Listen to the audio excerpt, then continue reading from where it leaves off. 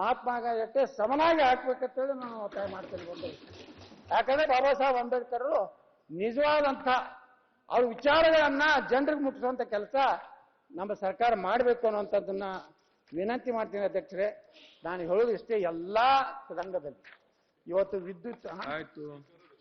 ಇವತ್ತು ಸ್ಪೀಕರ್ ಏನ್ ಬಿಡ್ರಿ ಅವ್ರ ಪಾಪ ಯಾರನ್ನ ಮಂತ್ರಿ ಮಾಡಬಾರ್ದಾಗಿ ಕೂಡಿಸ್ತಾರಷ್ಟೇ. ಆಯ್ತು, ಮುಂದೆ ಹೋಗುವ.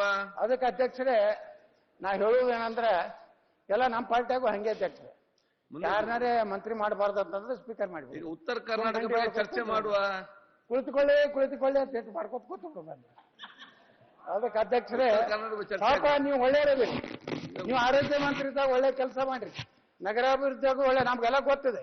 ನಾವು ಬಿಜೆಪಿ MLA ಇದ್ರು ಸಹ ನಮ್ಮ ಜಿಲ್ಲೆಗೆ ನನ್ನ ಮಹಾನಗರ ಕೊಡುವಂತ ಅನುದಾನ ಚರ್ಚೆ ಆದಾಗೆ ನೋ ಪಕ್ಷ ನೋಡಬಾರ್ದು, ಕೊಡಬೇಕು ಅಂತ ಹೇಳಿದ್ರು. ನಮ್ಮ ಕಮಿಷನರ್ ಹೇಳ್ತಾ ಇದ್ರು ನಮ್ಮ ಬಿಜಾಪುರ. ಅದಕ್ಕೆ ನಿಮ್ ಬಗ್ಗೆ ನಮ್ದು ಅಪಾರ ಗೌರವ ಇದೆ, ಅದ್ರಾಗೇನು ಎರಡು ಮಾತಿಲ್ಲ. ಯಾಕಂದ್ರೆ ಪಾಕಿಸ್ತಾನ ಘೋಷಣೆ ಕೂಗಿದಾಗ ನನಗೆ ಮಾತಾಡ್ಲಿಕ್ಕೆ ಅವಕಾಶ ಕೊಟ್ಟಿದ್ರಿ. ನಿಜವಾಗಿಯೂ ನಿಮ್ಮಂತ ಜನ ಹೆಚ್ಚಾದ್ರೆ ಭಾರತಕ್ಕೆ ಭಯೋತ್ಪಾದಕರ ಸಂಖ್ಯೆ ಕಡಿಮೆ ಆಗ್ತದೆ ಅನ್ನೋ ಮಾತನ್ನ ಹೇಳಿಸ್ ಬಯಸ್ತಾ ಇದ್ದೀನಿ. ಮುಂದೆ ಒಳ್ಳೆ ಸ್ಪೀಕರ್ ಅಲ್ಲ